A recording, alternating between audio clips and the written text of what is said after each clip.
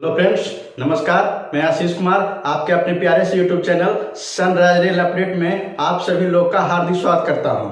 जी हाँ फ्रेंड्स, जैसा कि मैं आपको कल के लाइव वीडियो में मैं बता चुका था कि जो मैं अपने चैनल सनराइज रेल अपडेट पे जो ट्रांसफ़र रिलेटेड या रेलवे रिलेटेड वीडियो लाता था, उसके साथ साथ में मैं रेलवे एग्ज़ाम जो रेलवे एग्जाम में आपका एलडीसी हो गया, डीडीसी हो गया, स्टेशन मास्टर, गुड्स गार्ड, टीसीसीसी, ये जितने सारे विभागीय एग्जाम हैं उसमें से जो क्वेश्चन आता है उसकी तैयारी करने के लिए अपने चैनल पे एक पहल की है, शुरुआत की है। और मैं उम्मीद करता हूं कि आप लोग इसको फुल सपोर्ट देंगे और इसे ज़्यादा से ज़्यादा लोग में फैलाएंगे, प्रचार प्रसार करेंगे। क्योंकि साथियों, जो मैं बताऊंगा वो सभी विभाग के लिए जरूरी होगा। डिपार्टमेंटल में आपका, जैसे आप मैकेनिकल से हैं, ऑपरेटिंग से हैं, या टीआरडी से हैं, टीआरएस से हैं, एसएनटी से हैं, ये जिसका भी है उनका भी विभागीय होगा। उसमें साथियों एक 10 नंबर का जो क्वेश्चन आता है वो आता है हिंदी साहित्य से, हिंदी से आता है। जैसा कि मैं आपको आज के चैप्टर में कुछ 10 ऐसे सिलेक्टेड क्वेश्चन को मैंने सिलेक्ट किया है जो अक्सर एग्जाम में आपके एलडीसी में पूछे जाते हैं, चाहे तो कोई भी हो,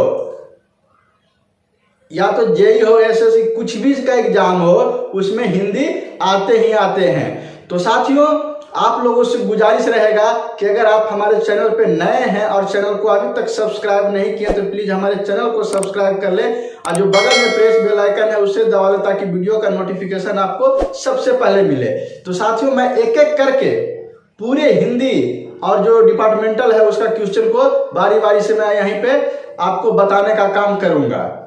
तो वीडियो को बिल्कुल भी स्किप ना करें और देखें कि क्या होता है। तो चलिए, मैं आज के क्वेश्चन जो हिंदी साहित्य है उसके ऊपर मैं चर्चा करता हूं, बात करता हूं, और उसमें जो मल्टीपल क्वेश्चन है उसके ऑप्शंस के वगैरह के बाद मैं आपको बताऊंगा कि इसका आंसर कौन सा होगा, जैसा कि आपको व्हाइट बोर्ड पे दिख रहा है। और साथियों, कुछ अगर त्रुटियां होता है तो आप मुझे कमेंट बॉक्स में कमेंट करेंगे, मैं उसको सुधार करने का कोशिश करूंगा। चलिए, तो देखिए साथियों, पहला जो आपका क्वेश्चन है वो कह रहा है राजभाषा अधिनियम में कुल कितनी धाराएं हैं। कह रहा है कि राजभाषा अधिनियम में कुल कितनी धाराएं हैं। ऑप्शन ए में आपका है 7, ऑप्शन ख में है आपका 8, ऑप्शन ग में है 9, ऑप्शन घ में है 10। तो साथियों, जैसा कि आपको पता है कि जो राजभाषा अधिनियम है उसमें धाराएं होती है, तो आपको ये पता होना चाहिए कि कितने धाराएं होती है। तो आपका ऑप्शन नंबर घ सही होगा, ऑप्शन नंबर घ सही होगा। 9 धाराएं हैं, वो आपका किसमें है, राजभाषा अधिनियम में। आपका आंसर हो गया ग, 9। अब साथियों चलते हैं दूसरा क्वेश्चन की ओर। दूसरा क्वेश्चन है, कहा कि संविधान के किस अनुच्छेद के अनुसार हिंदी संघ की राजभाषा है। आपका ऑप्शन में क में हो गया 343 के 1 में, 343 के 2 में, और ग में 343 के 3 में, और ऑप्शन घ में है आपका 344 के 1 में। तो देखिए, आपका जो सही आंसर हो जाएगा वो 343 के 1 में। ये जो 343 का 1 है उसी में आपका क्या किया गया है, हिंदी संघ की राजभाषा है। तो चलिए चलते हैं नेक्स्ट क्वेश्चन की ओर। अब तीसरा क्वेश्चन की ओर बढ़ते हैं। तो इसमें कहा गया साथियों कि संविधान के किन अनुच्छेदों में राजभाषा उल्लेख है। संविधान के किन अनुच्छेदों में राजभाषा का उल्लेख है। अब साथियों इसमें देखिए, ऑप्शन क में है 120, ऑप्शन ख में है 210, ऑप्शन ग में है 343 से 351, और ऑप्शन घ में है सभी। तो साथियों, ये आपका जो सही आंसर हो जाएगा, इसमें से आपका 120 में भी अनुच्छेद में राजभाषा का उल्लेख किया गया है, अनुच्छेद 210 में भी किया गया है, अनुच्छेद 343 से 351 में भी किया गया है, तो इसलिए आपका सही आंसर क्या हो जाएगा, घ, मतलब इस सभी में किया गया है। आपका सभी में, इस सभी में आपका क्या है, अनुच्छेद का राजभाषा का उल्लेख किया गया है। अब चौथा क्वेश्चन की ओर बढ़ते हैं। चौथा क्वेश्चन कह रहा है कि राजभाषा आयोग का गठन कब हुआ। क्या कह रहा है, राजभाषा आयोग का गठन कब हुआ।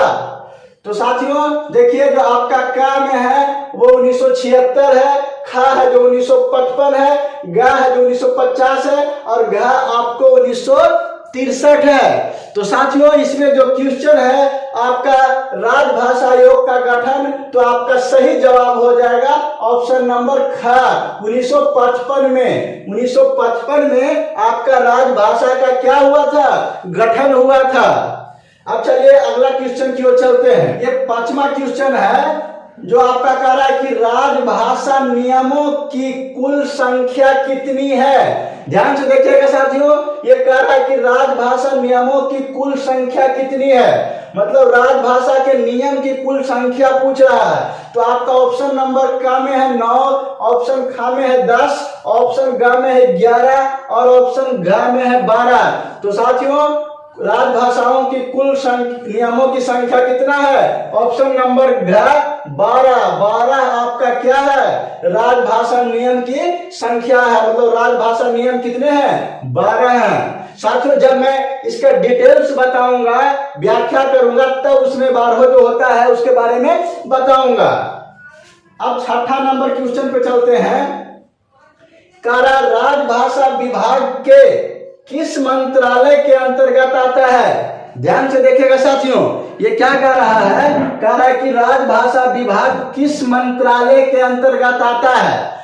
किसी भी चीज को जो नियंत्रण करता है, कंट्रोलिंग करता है, उसके लिए पूछा गया है कि जो राजभाषा जो हमारा हिंदी है उसका जो किस मंत्रालय के अंतर्गत में वो डिसीजन लेता है, कौन उसको हैंडल करता है। तो ऑप्शन क में है गृह मंत्रालय, ऑप्शन ख में है विदेश मंत्रालय, ऑप्शन ग में है विज्ञान एवं प्रौद्योगिकी मंत्रालय और ऑप्शन घ में सूचना एवं प्रसारण मंत्रालय। तो साथियों आपका सही जवाब हो जाएगा ऑप्शन क, गृह मंत्रालय के अंतर्गत में ये राजभाषा विभाग है जो समूहित रहता है, अंतर्गत उसी के हैंडल से जारी होता है। देखिए साथियों 7वां नंबर क्वेश्चन क्या कर रहा है, कह रहा है कि नगर राजभाषा कार्यान्वयन समिति की वर्ष में कितनी बैठकें होनी चाहिए।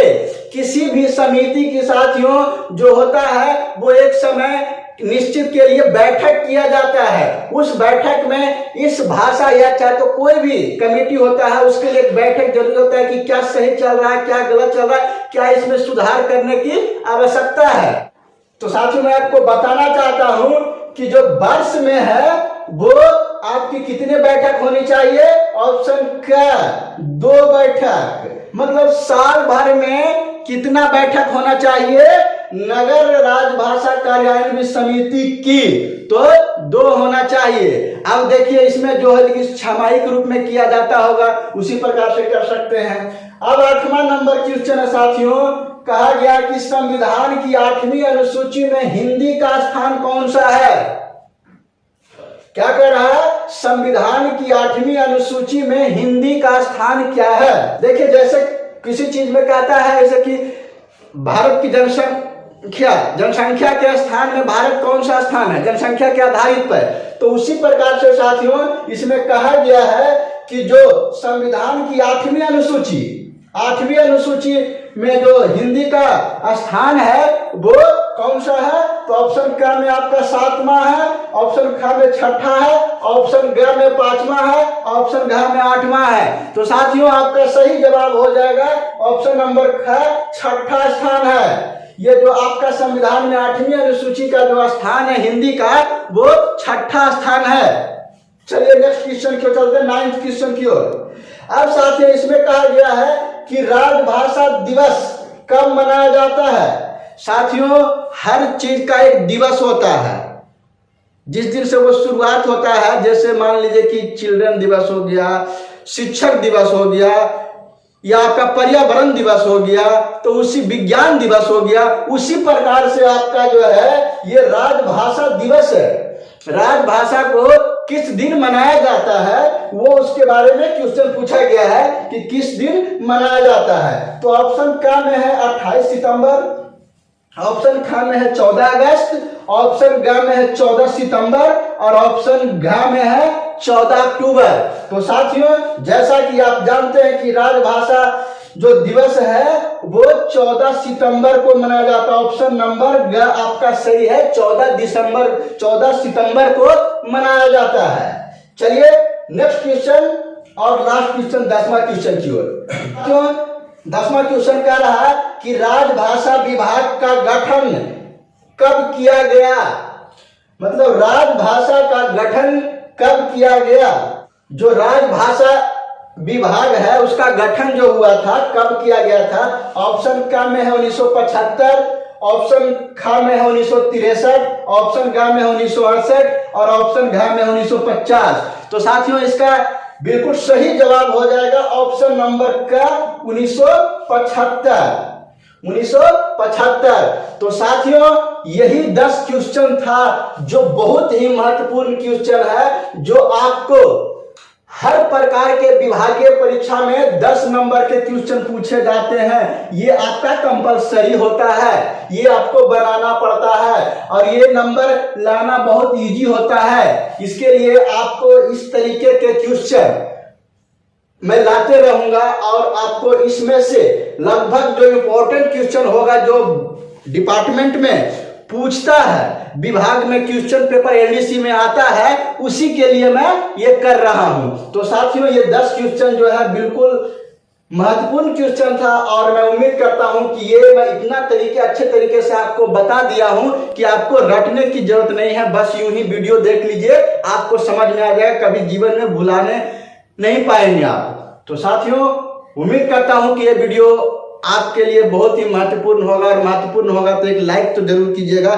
साथियों ये पहला वीडियो था, इसके लिए थोड़ा सा कुछ ऊपर नीचे हो सकता है, इसके लिए क्षमा चाहता हूं। बाकी धीरे धीरे इसमें भी बहुत सारे चेंजिंग लाऊंगा, सुधार लाऊंगा। तो साथियों मिलते हैं नेक्स्ट वीडियो में, तब तक वंदे मातरम, जय हिंद।